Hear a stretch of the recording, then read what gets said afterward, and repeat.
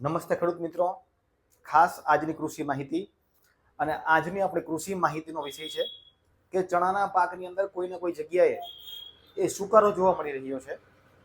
તો ચણાની અંદર આવતા સુકારાને આપણે કઈ રીતે ઓળખી શકીએ, એનું સંકલિત નિયંત્રણ કઈ રીતે થાય અને સુકારો કઈ રીતે આપણે ધીમે ધીમે એને અટકાવી શકીએ, આ વિષય ઉપર આજે આપણે ચર્ચા કરીશું. તમે જોઈ રહ્યા છો એ ખેતીના દવાખાના યુટ્યુબ ચેનલમાં આપ સર્વે ખેડૂત મિત્રોનું હાર્દિક સ્વાગત છે.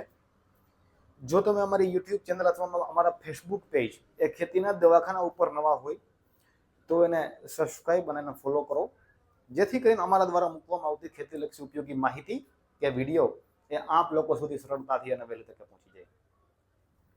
તો અત્યારે ચણાના પાકની અંદર ક્યાંય ને ક્યાંય ચણાનો છોડ એ પીળો પડે છે અને ધીમે ધીમે સુકાય છે. તો આ એક ફૂગજન્ય રોગ છે.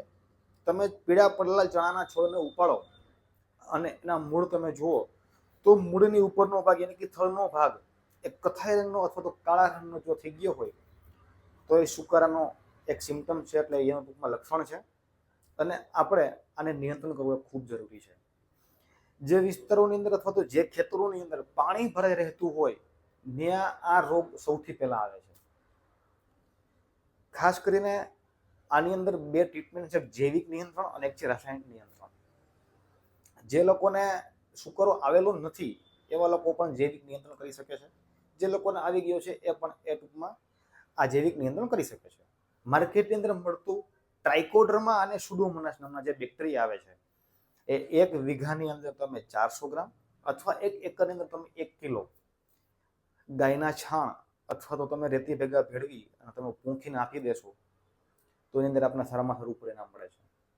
પરંતુ આ બેક્ટેરિયા જ્યારે તમે જમીનમાં એપ્લાય કરો છો ત્યારે તમારી જમીનની અંદર ભેજ હોવો જરૂરી છે, તો આની કાર્યક્ષમતા વધારે સારી જોવા મળશે. જો ભેજ નહીં હોય તો આની કાર્યક્ષમતા બહુ જોવા મળતી નથી.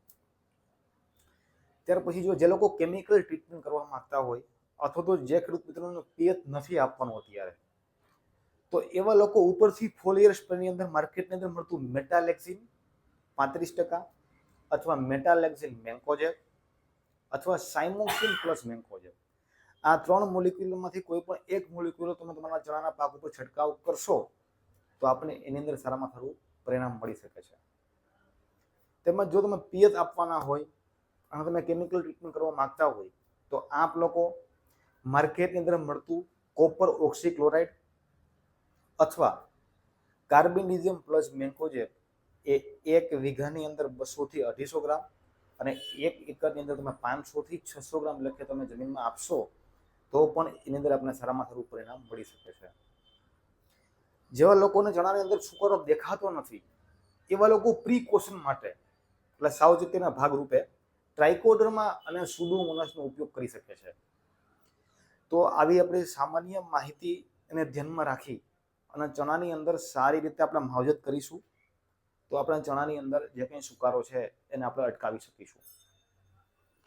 તો આ માહિતી તમને કેવી લાગી? આ માહિતીનો ઉપયોગ કર્યા પછી તમને કેવું પરિણામ મળ્યું એ આપ લોકો તમારો અભિપ્રાય અમને કોમેન્ટ બોક્સમાં લખીને જણાવો. તમારી કોમેન્ટની હું રાહ જોઈને બેઠો છું.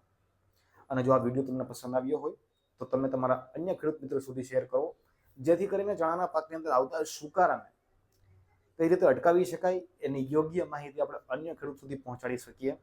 એવી જ આશા અને એવા જ વિશ્વાસ સાથે ભારત માતા કી જય.